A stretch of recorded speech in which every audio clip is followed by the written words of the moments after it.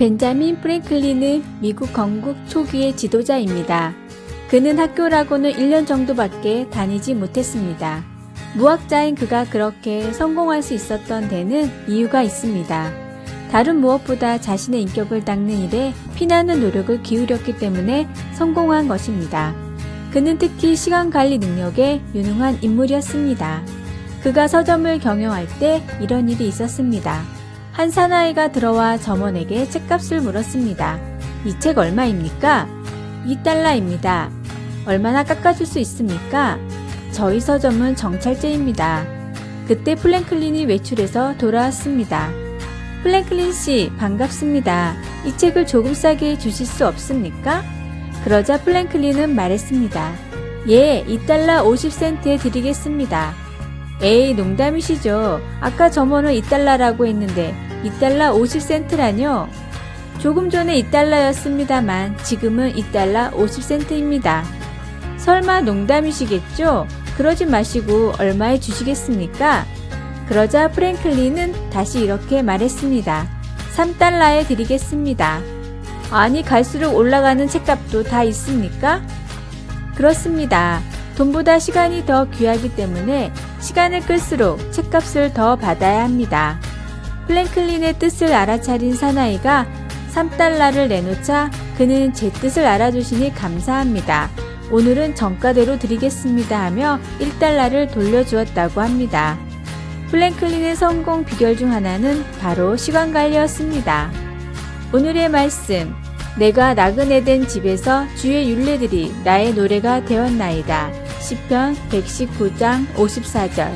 오늘의 찬송 370장 주 안에 있는 나에게.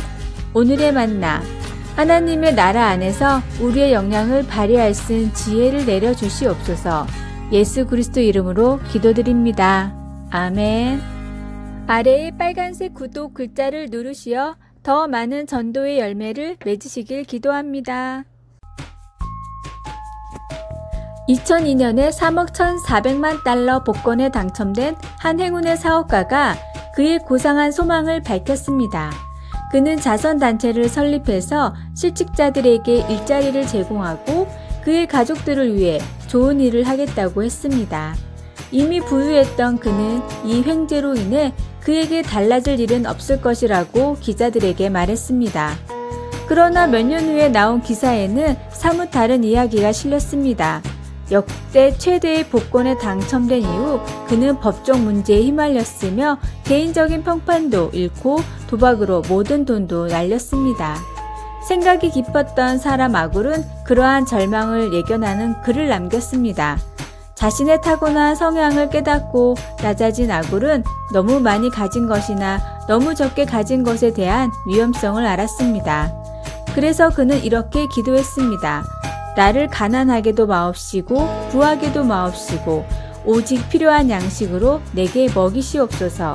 혹 내가 배불러서 하나님을 모른다 여호와가 누구냐 할까 하오며 혹 내가 가난하여 도둑질하고 내 하나님의 이름을 욕되게 할까 두려워함이니이다.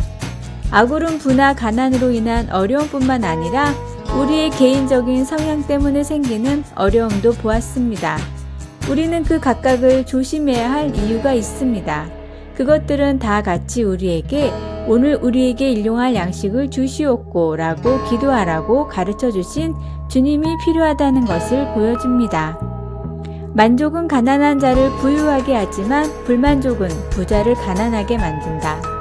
말씀, 곧 헛된 것과 거짓말을 내게서 멀리 하옵시며 나를 가난하게도 마옵시고 부하게도 마옵시고 오직 필요한 양식으로 나를 먹이시옵소서. 잠언 30장 8절.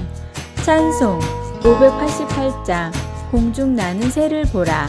기도, 우리에게 필요한 것을 구하기 위해 주님의 얼굴을 바라봅니다.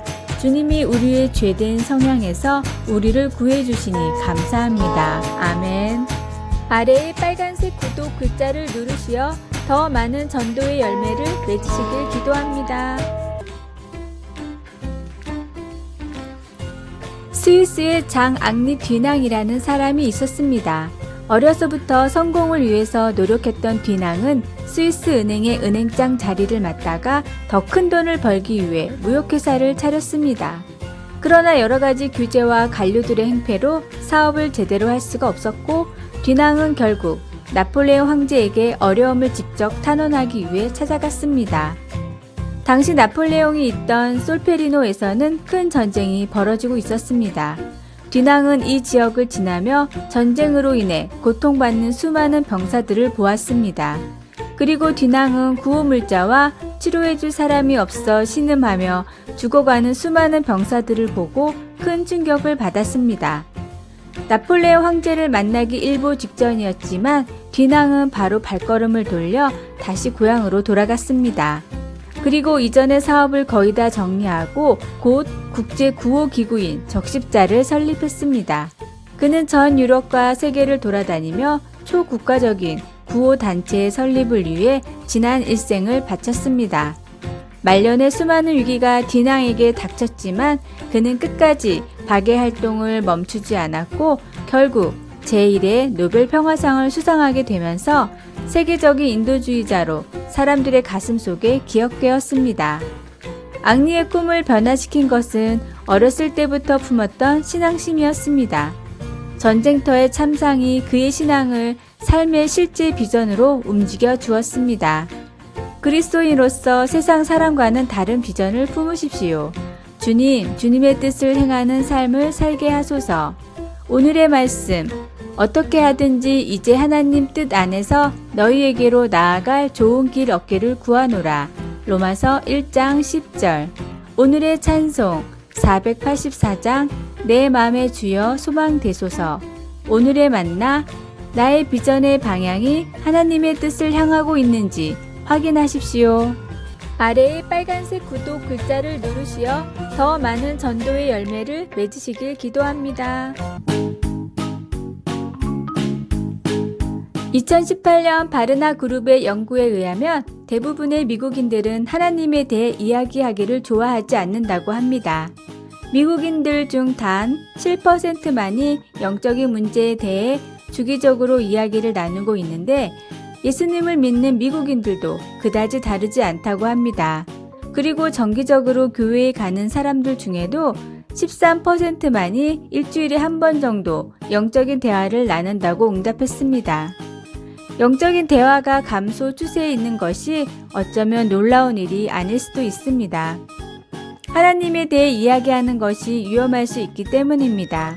양극화된 정치 풍토 때문이거나 의견 불일치로 인해 인간관계에 균열이 생길 수 있거나 아니면 영적인 대화를 하다 보면 당신의 삶에 변화가 필요하다는 것을 깨닫게 될 수도 있기 때문에 그 어느 경우이든 영적인 대화는 안전하지 않는 대화처럼 느껴질 수 있습니다.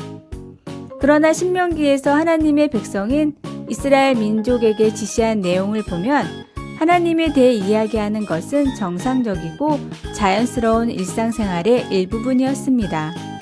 하나님의 백성들은 그분의 말씀을 암기하고 그 말씀들을 자주 볼 수 있는 곳에 두어야 했습니다. 그들은 율법에 따라 집에 앉아 있을 때에든지 길을 갈 때에든지 누워 있을 때에든지 일어날 때에든지 삶에 필요한 하나님의 가르침을 자녀들과 함께 나누어야 했습니다. 하나님은 우리에게 대화할 것을 요구하십니다. 교회를 만들어 성령님께 의지하여 가벼운 이야기를 좀 더 깊은 이야기로 발전시켜 보십시오. 우리가 하나님의 말씀에 대해 이야기하고 그 말씀을 실천할 때 하나님께서 우리 공동체에 복을 주실 것입니다. 말씀, 너희는 나의 이 말을 너희의 마음과 뜻에 두고 또 그것을 너희의 손목에 매어 기호를 삼고 너희 미간에 붙여 표를 삼으며. 신명기 11장 18절. 찬송 205장. 주 예수 크신 사랑. 기도. 살아가면서 하나님에 대해 다른 사람들과 나눌 수 있는 이야기가 너무나 많습니다. 그들과 교제할 수 있도록 우리를 인도해 주소서. 아멘. 아래의 빨간색 구독 글자를 누르시어 더 많은 전도의 열매를 맺으시길 기도합니다.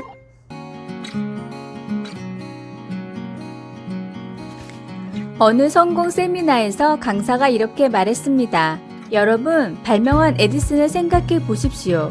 얼마나 실패를 많이 했습니까? 그러나 그가 포기했나요? 수강생들은 한 목소리로 대답했다. 포기하지 않았습니다. 비행기를 처음 만든 라이트 형제도 실험에 많은 실패를 했습니다. 라이트 형제가 포기했습니까? 포기하지 않았습니다. 강사가 또 이렇게 물었다. 맥킨스트가 포기했을까요? 그러자 사람들은 가만히 있었다. 맥킨스트가 누구인지 몰랐던 것이다. 한 사람이 물었다. 강사님, 맥킨스트가 누구입니까? 강사가 대답했다. 맥킨스트는 포기한 사람입니다. 역사는 포기한 사람을 기억하지 않습니다. 위대한 정치가 윈스턴 처칠은 인생의 가장 중요한 교훈을 한 문장으로 압축했습니다. 그것은 never give up, never give up이란 말입니다. 절대로 포기하지 말라. 절대로 포기하지 말라. 성공이란 포기하지 않는 자의 것이고 실패는 포기한 자의 것입니다. 성공은 포기한 사람에게 절대로 찾아오지 않는다는 것을 명심합시다. 오늘의 말씀. 우리가 선을 행하되 낙심하지 말지니 포기하지 아니하면 때가 이름에 거두리라. 갈라디아서 6장 9절. 오늘의 찬송 337장 내 모든 시험 무거운 짐을. 오늘의 만나.